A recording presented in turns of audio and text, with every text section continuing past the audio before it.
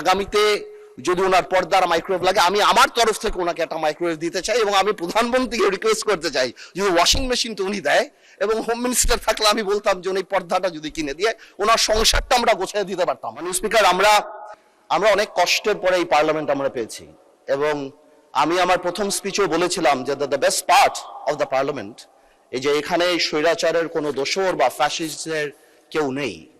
মানে স্পিকার, গত পার্লামেন্ট শুধু পার্লামেন্টের গণতন্ত্রের হত্যা করেন, এই পার্লামেন্টের স্ট্যান্ডার্ডকে সাংঘাতিকভাবে নষ্ট করেছে। আমরা দেখেছি মানুষ স্পিকার, এখানে মমতাজ থেকে আরম্ভ করে এখানে গান হয়েছে, এখানে অন্য কিছু হয়েছে। আমার কাছে মনে হচ্ছে যে ডাইরেক্টলি ওদিকে না গেলেও কিছু কিছু জায়গায় কিন্তু আমরা ওদিকে চলে যাচ্ছি। আমরা কিন্তু মেম্বার অফ পার্লামেন্ট ছাড়াও we are the ambassadors of the parliament. আমরা যখন বাইরে কোথাও যাই আমরা এই পার্লামেন্টকে রিপ্রেজেন্ট করি। মানে স্পিকার, কালকে পরশুদিন পার্লামেন্ট থেকে যাওয়ার পরে আমি অনেক টেলিফোন পাই, এবং সেখানে আমি ডিফেন্ড করার চেষ্টা করি, এবং ডেইলি স্টার নিউজ করে Jamaat MP demands washing machine, microwaves and curtains.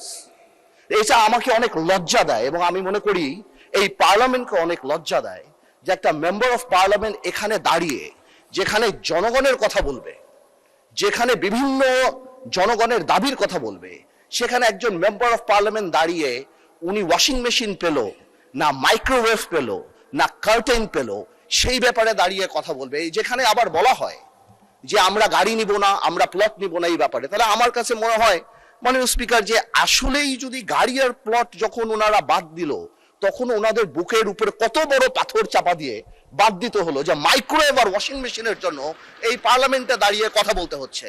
মাননীয় স্পিকার, আমার মনে হচ্ছে যে এই স্ট্যান্ডার্ড আর স্ট্যাচার আমাদেরকে মেনটেন করা উচিত, এবং আমি বলবো আমাদের মাননীয় যারা আছেন ওনাদেরকে, স্পেশালি আমাদের বিরোধী দল, এবং এটা কালকে হয়তো আমাদেরকেও বলতে পারে, আমি জেনারেলি এটা বলছি যে উই মাস্ট, আমি শেষ করছি যে আমি খুব সিরিয়াসলি বলছি। তারপরে যদি আমার ভাই যেহেতু কমেন্ট করেছেন উনি চান আমি ওনাকে এম্বারাস না করে আগামীতে যদি ওনার পর্দার মাইক্রোওয়েভ লাগে আমি আমার তরফ থেকে ওনাকে একটা মাইক্রোওয়েভ দিতে চাই, এবং আমি প্রধানমন্ত্রীকে রিকোয়েস্ট করতে চাই যদি ওয়াশিং মেশিন তো উনি দেয়, এবং হোম মিনিস্টার থাকলে আমি বলতাম যে উনি পর্দাটা যদি কিনে দিয়ে ওনার সংসারটা আমরা গোছায় দিতে পারতাম, তারপরে যদি আমার পার্লামেন্টকে উনি এম্বারাস না করতো। আপনাকে ধন্যবাদ স্পিকার। মাননীয় সদস্য, এটা পয়েন্ট অফ অর্ডারের মধ্যে পড়ে না। দ্বিতীয়ত, যে সদস্য বাজেট সেশনের উপরে বক্তব্য রাখতে গিয়ে বলেছেন, বাজেট সেশন এমন একটি সেশন, বাজেট বক্তব্য এমন একটি বক্তব্য সেখানে অনেক বিষয়ে বক্তব্য রাখা যায়, এবং তাছাড়া একজন সদস্য তার সুবিধা অসুবিধার কথা বলেছেন। আমি মনে করি এটা সংসদের না বললেও ভালো হতো, কিন্তু এটা বলে এমন কোনো গর্হিত অপরাধও তিনি করেন নাই।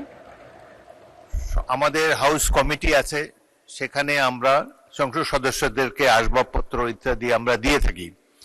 সেই হিসাবে তিনি যদি তিনি তার নিজের জন্য চান নাই, সকল সংসদ সদস্যদের জন্যই, যারা হাউসে সংসদের দেওয়া ভবনে যারা বসবাস করে তাদের সম্পর্কে বলেছে। সুতরাং এটা এমন কোনো গর্হিত অপরাধ হয়নি। তবে আমি মনে করি না বললেই ভালো হতো, এতে জনমনে অন্য ধরনের ধারণা হতে পারে, তবে এটি তো তাদের প্রাপ্য হতে পারে। এটা এমন কিছু বড় জিনিস নেই, এই সামান্য জিনিস নিয়ে এটি নিয়ে আর তর্ক বিতর্ক করতে চাই না, কারণ এটি নিয়ে বিতর্ক করলে আবার খারাপ মেসেজ যাবে বাইরে।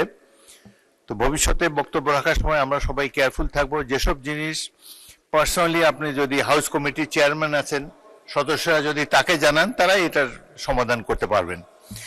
মাননীয় বিরোধী দলের নেতা, এটা নিয়ে কোনো বিতর্ক হোক এটা আমি চাই না। আপনি অন্য কোনো বিষয় বললে বলেন, এটা সম্পর্কে আর শুনতে চাই না। এটা কথা। আরেকটি কথা আমি বলি আপনাদের কথা, আর যেভাবে আপনি একজন সদস্যকে অফার করেছেন তাকে দেবেন, এটাও তার জন্য একটি ডিসরেসপেক্টফুল মনে হতে পারে। উনি নিজের জন্য চান নাই, সকল সংসদ সদস্য যারা বসবাস করে সংসদের সরকারি বাড়িতে তাদের জন্য বলেছেন। সুতরাং এটা নিয়ে, এই বিষয়টি নিয়ে আর বিতর্ক না হোক, এটা আমি চাই। মাননীয় নেতা, এরপরে আর বাড়াবাড়ি তো কোনো দরকার নেই। বিরোধী দলের নেতা, আপনি তো এই সম্পর্কেই বলবেন তো? আচ্ছা, বলেন। মাননীয় সদস্য পয়েন্ট অফ অর্ডারে দাঁড়িয়ে যে কথাগুলো বলেছেন, আপনি তো প্রথমেই নাকচ করেছেন যে এটা পয়েন্ট অফ অর্ডারের বিষয় না। 2 নম্বর, একজন সদস্য তিনি সবার জন্য একটা বিষয় চেয়েছেন। আপনি রাইটলি বলেছেন যে এটা হাউসে না বলে এটার জন্য কমিটি আছে, ওখানে বললেই হতো। কিন্তু তিনি এইটাকে সূত্র ধরে আবার আরেকটা, যে গাড়ি বাড়ি সব নিয়ে আসলেন। উনি তো আমি মনে করি একজন বিজ্ঞ পার্লামেন্টারিয়ান, আবার নিজের থেকে অফারও দিয়ে দিলেন যে আমি সব দিয়ে দেব। ওনার কাছে চাইছে নাকি কেউ যে উনি দিবেন? আমার মনে হয় যে আমাদের মানসিকতাগুলো এমন হওয়া উচিত যেটা এখানে দাঁড়িয়ে অন্তত কেউ কারো সম্মানে আমরা আঘাত করব না। আমরা আশা করব যে আমি সহ আমরা সকলে আগামীতে এগুলোর প্রতি আরো যত্নশীল হব। ধন্যবাদ মাননীয় স্পিকার।